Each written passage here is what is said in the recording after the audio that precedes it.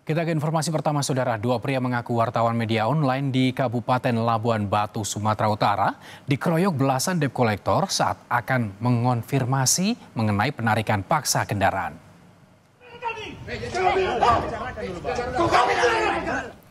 Penganiayaan terjadi di depan salah satu kantor leasing saat kedua korban akan mengonfirmasi perihal penarikan paksa mobil. Namun bukannya jawaban yang didapat, korban justru langsung didatangi dan dianiaya. Korban mengalami luka di sejumlah bagian tubuh. Kedua korban kemudian melaporkan kasus ini ke polisi.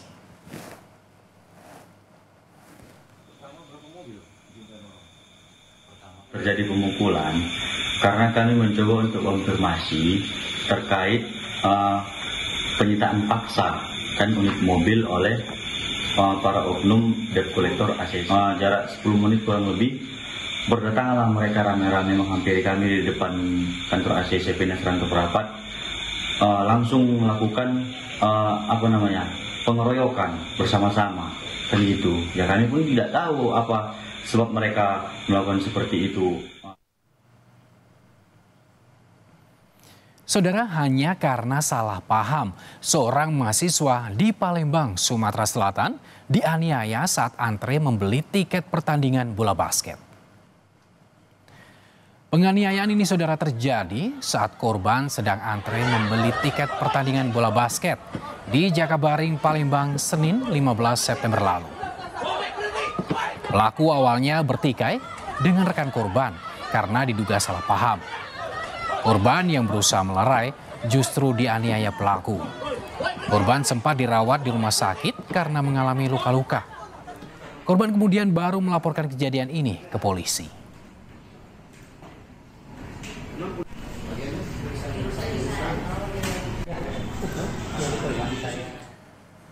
Diduga sopir hilang kendali, mobil pickup menabrak 3 pelajar yang sedang berjalan kaki. 1 pelajar tewas dan 2 lainnya luka-luka. Kecelakaan terjadi saat mobil pickup melaju dengan kecepatan tinggi dari arah Jakarta menuju Cianjur Senin pagi. Saat melintas di Jalan Raya Cugenang, tiba-tiba diduga hilang kendali dan langsung menabrak 3 siswa yang berjalan kaki menuju sekolah. 1 siswa meninggal di lokasi, sementara 2 rekannya luka-luka dan dirawat di rumah sakit.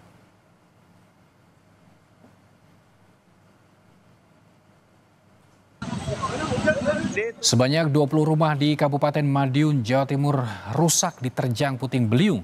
Selain merusak rumah, puting beliung juga menumbangkan sejumlah pohon.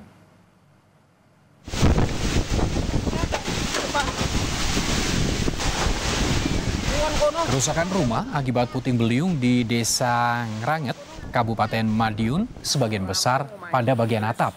Dilaporkan juga sejumlah pohon tumbang dan 1 mobil tertimpa tembok roboh. Warga bersama tim gabungan TNI Polri turut membersihkan puing rumah serta memotong batang pohon. Selain di Desa Ngranget, puting beliung juga menerjang Desa Padas dan Desa Segulung di Kecamatan Dagangan. Sejumlah rumah juga dilaporkan rusak dan masih didata. Berikutnya, Saudara, Menteri Desa dan Pembangunan Daerah Tertinggal Yandri Susanto mengungkap ada desa di Kabupaten Bogor, Jawa Barat diagunkan atau jadi jaminan utang. Desa-desa tersebut sekarang dilelang. Kasus ini diungkap Mendes PDT Yandri Susanto saat rapat kerja dengan Komisi 5 DPR Selasa pekan lalu. Yandri, Saudara, menyebut desa yang diagunkan adalah Desa Sukawangi, Kecamatan Sukamakmur, Kabupaten Bogor oleh seorang pengusaha pada tahun 1980. Mendes PDT juga bilang Desa Sukawangi sudah dipasangi pelang dan akan disita, warga pun sampai diusir. Yandri pun menyurati sejumlah pihak dan menegaskan tidak boleh ada desa yang dilelang. Desa Sukawangi, Kecamatan Sukamakmur, Kabupaten Bogor. Ini ceritanya lebih seru lagi, Pak. Jadi desa ini berdiri sebelum Indonesia merdeka. Tahun 80 ada seorang pengusaha pinjam duit ke bank yang jadikan agunan desa, Pak. Sekarang desa dilelang. Sudah dikasih plang bahwa akan disita. saya surat-surat para pihak, Pak. Nggak boleh di Republik ini ada desa yang dilelang. Udah saya lakukan pendekatan keras. Sekretaris Desa Sukoharja mengungkap desanya dijadikan jaminan utang oleh seorang pengusaha perkebunan. Sejak tahun lalu, pihak kejaksaan telah memasang plang penyitaan oleh negara. Desa Sukoharja memiliki 2.700 kepala keluarga. Akibat desa ini diagunkan, pelayanan administrasi terhambat. Di tahun sebelumnya udah sering ke sini di pihak kejaksaan mengidentifikasi masalah tanah ini dan sampai kepada pemasangan plang-plang yang dilakukan oleh BLBI ya. Pelayanan administrasi menjadi terhambat. Ya, biasa kita mudah membalik nama SPPT ke Bapenda, ke UPT Jongo. Sementara sekarang kita harus birokrasinya harus ke BPN dulu. Sorotan lainnya, Saudara, Bupati Pati Sudewo memenuhi panggilan KPK sebagai saksi kasus dugaan korupsi pembangunan jalur kereta api di lingkungan DJKA Kemenhub pada Senin pagi. Pak. Selesai diperiksa KPK selama lebih dari 6 jam, Bupati Pati Sudewo irit bicara. Sudewo hanya memastikan bahwa dirinya diperiksa sebagai saksi di kasus kereta api. Dalam pemeriksaan yang kedua sebagai saksi, KPK mengonfirmasi Sudewo diperiksa terkait aturan lelang dan juga fee proyek. Sebelumnya KPK pernah menyita uang senilai 3 miliar rupiah dari Sudewo terkait dugaan suap proyek pengadaan barang dan jasa DJKA di Kemenhub. Ya, saya dimintain keterangan sebagai saksi. Oke, sebagai saksi. Masih terkait apa, Pak? Terkait dengan kereta api. Oke, terkait pengembalian uang atau seperti apa, Pak? Nggak ada pengembalian. Tidak ada pengembalian. Sebelumnya pada Jumat 19 September, ribuan warga yang tergabung dalam Masyarakat Pati Bersatu kembali berunjuk rasa di depan gedung DPRD. Demonstrasi mendesak Sudewo untuk mundur dari jabatannya. Mereka juga menuntut ketua partai politik mengawal hingga tuntas proses panitia khusus hak angket pemakzulan Bupati Pati Sudewo.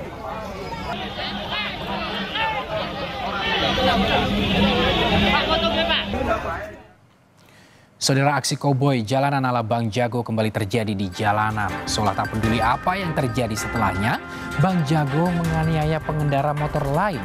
Ulasannya usai jeda.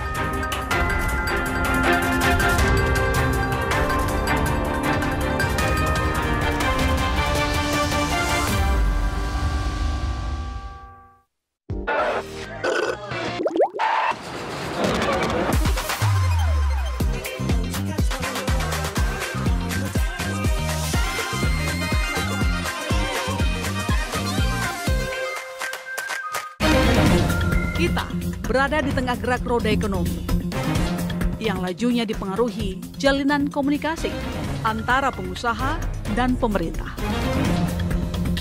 Dan kami berupaya menjembataninya demi terwujudnya kesejahteraan bagi seluruh rakyat Indonesia. Saya masih tertarik ikuti Business Talk di Kompas TV.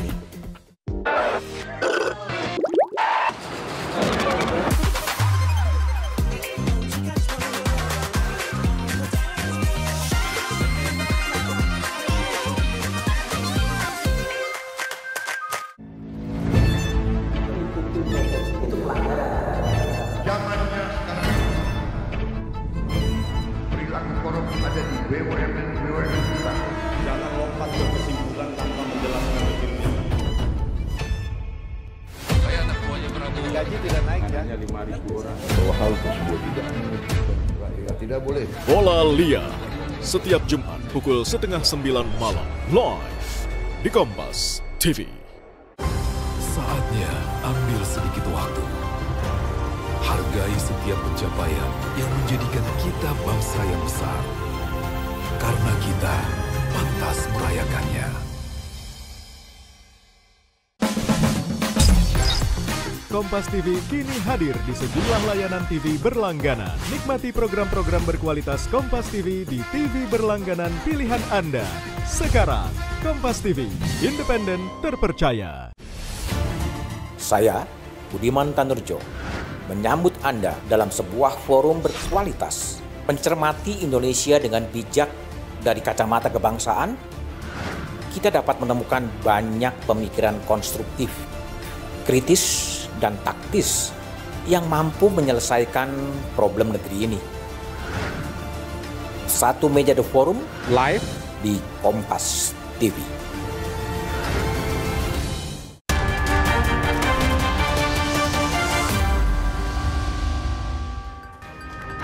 Kembali di berita utama, saudara, seorang bocah 7 tahun terjebak di dalam tabung mesin cuci di rumahnya di kawasan Pancoran Mas, Depok, Jawa Barat. Insiden ini diketahui sang kakak usai korban berteriak meminta tolong. Bocah 7 tahun ini terjebak di dalam tabung pengering mesin cuci selama 30 menit di rumahnya di kawasan Pancoran Mas, Depok. Ibu korban yang panik langsung memanggil tetangganya dan akhirnya menelpon damkar. Ibu korban bercerita insiden itu terjadi saat ia sedang di kamar mandi. Tiba-tiba anak sulungnya mendengar teriakan, kemudian melihat sang adik terjebak di dalam mesin cuci. Maksud saya, abang yang lihat itu manggil-manggil, bu kayak gitu, manggil-manggil. Terus pas saya dengar, kok lama-lama kok kayaknya soalnya makin kayak kesakitan gitu kan. Saya keluar langsung, pas keluar, tahu-tahunya udah masuk ke mesin cuci, udah telanjur masuk gitu, jadi nggak ketolong. Jadi gitu, jadi saya posisi lagi di kamar mandi. Karena kesulitan untuk mengeluarkan korban dari lubang mesin cuci, keluarga lalu menghubungi petugas damkar. 4 personel damkar pun dikerahkan untuk mengevakuasi bocah tersebut. Butuh waktu 10 menit untuk mengevakuasi korban dari dalam mesin cuci. Seminimal mungkin kita tidak merusak barang-barang milik orang tuanya gitu. Jadi kaki diangkat, kepala di bawah, alhamdulillah bisa. Dalam kondisi nangis memang teriak-teriak seperti itu kita harus paralel ya, sambil evakuasi kita harus menenangkan korban supaya prosesnya juga tidak terlalu lama. Segitu aja kita sudah 10 menit ya melakukan evakuasi tersebut. Kejadian bocah terjebak di dalam mesin cuci kembali menjadi pengingat bagi orang tua untuk mengawasi anak-anak mereka. Pemantauan aktivitas anak-anak untuk memastikan keselamatan mereka. Hidayatul Mulyadi, Kompas TV, Depok, Jawa Barat. Tergiur dengan gaji tinggi, seorang perempuan asal Sukabumi menjadi korban tindak pidana perdagangan orang. Korban yang dikirim ke Tiongkok mendapat kekerasan dan ancaman selama berada di negara tersebut. Betapa bahagianya keluarga di Kecamatan Cisaat, Kabupaten Sukabumi, Jawa Barat ini saat menerima kabar tentang putri kesayangan mereka, RR, yang sempat menghilang selama 3 bulan. RR berada di Tiongkok bukan untuk bekerja seperti yang ia cita-citakan, namun menjadi korban perdagangan orang dan kerap menerima perlakuan buruk termasuk tindak kekerasan seksual. Berawal dari RR yang tergiur iming-iming pekerjaan dengan gaji belasan hingga puluhan juta rupiah per bulan di luar negeri, alih-alih bekerja, ia justru terjerat sindikat perdagangan orang. RR diduga menjadi korban pernikahan kontrak dengan seorang pria Tiongkok. Korban bahkan sempat mendapatkan kekerasan seksual. Saat ini RR sudah dipisahkan dari pria itu oleh otoritas setempat dan mendapat pendampingan sementara. Kalau sekarang alhamdulillah baik karena udah ada penanganan ya gitu, tapi meskipun ada penanganan masih ada ancaman. Sementara itu, keluarga RR mendatangi Polres Sukabumi Kota memenuhi panggilan polisi untuk diperiksa sebagai saksi. Untuk memberikan keterangan saksi dan setelah itu mungkin langkah-langkah selanjutnya yang akan diambil oleh kepolisian bisa ditanyakan langsung. Kalau dari kuasa hukum sendiri Pak sudah apa data yang akan dibawa dari kuasa hukum sendiri Pak untuk dilaporkan ke kepolisian? Kita sudah melaporkan tanggal 9 kemarin ya. Dan ini adalah tindak lanjut dari pelaporan kemarin. Sesinya adalah mendengarkan keterangan para saksi. Kini, langkah hukum terus diupayakan termasuk berkoordinasi dengan sejumlah otoritas agar RR bisa segera pulang ke tanah air. Andris Muhtar, Kompas TV, Sukabumi, Jawa Barat. Kita ke informasi selanjutnya, Saudara. Resmi dipecat dari kader Partai Demokrasi Indonesia Perjuangan, anggota DPRD Gorontalo yang viral mau merampok uang negara, Wahyudin Moridu, banting setir menjadi penjual es batu. Jadi teman-teman semua,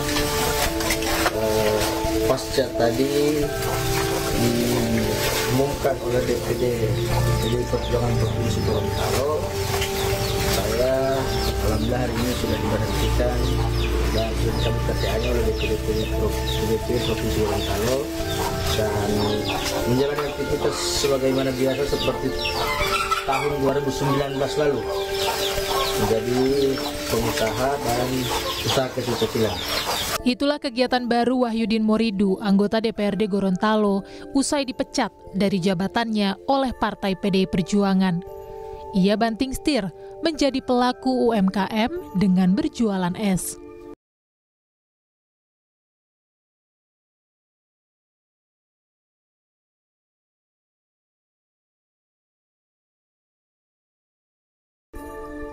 Wahyu dipecat usai ucapannya ingin merampok uang negara sampai miskin viral di media sosial.